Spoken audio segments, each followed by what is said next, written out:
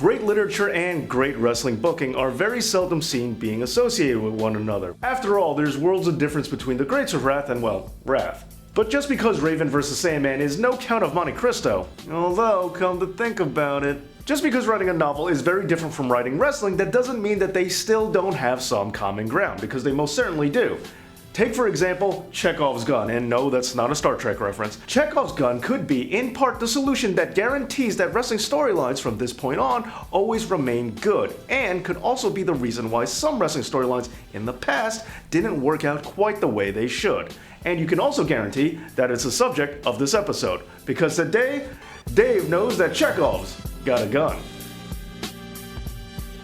Chekhov's gun is a literary principle named after short story author and playwright Anton Chekhov. And, to quote the man himself, one must never place a loaded rifle on stage if it isn't going to go off. It's wrong to make promises you don't mean to keep.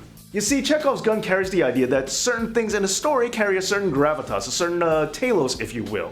And if it's not fulfilled, well, to put it better, let's turn to Dennis Hopper. Your life is empty because you spend it trying to stop the bomb from becoming.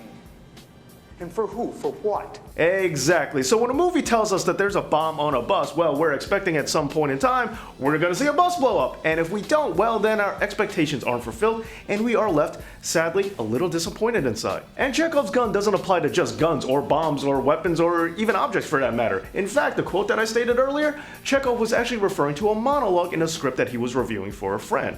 Because Chekhov's gun is all about not only delivering on promises, but it's also about word economy. So not only is a good writer supposed to meet their audience's expectations, but they're also supposed to make sure that everything in their story does indeed have a purpose. And if it doesn't, well, it's their job to trim the fat and make sure that it gets tossed by the wayside. So if something like a monologue serves no real purpose in the story, well, it's gotta go, because that's like making an empty promise. Now, people tend to oversimplify Chekhov's gun, thinking that it means setting something up in the beginning of a story only to have it pay off later.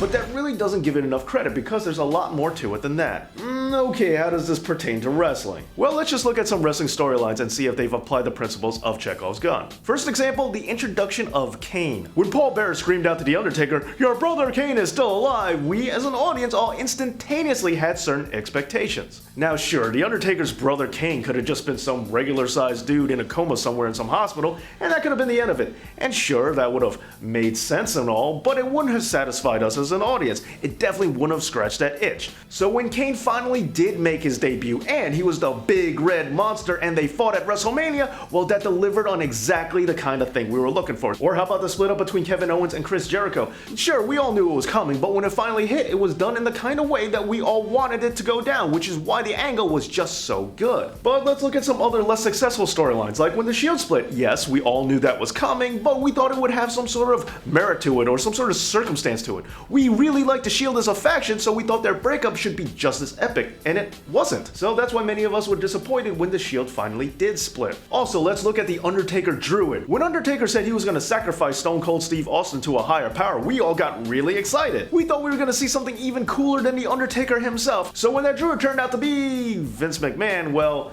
the only person that thinks Vince McMahon is a higher power than the Undertaker is, well, Vince McMahon, so the rest of us were left just a little deflated. And not only that, what about all the storylines that are left still unfulfilled? Like, who pulled up the briefcase on Stone Cold Steve Austin during his ladder match between Shane and Vince McMahon? Who knocked Mick Foley down in his Boiler Room match against Triple H? And on top of that, who was...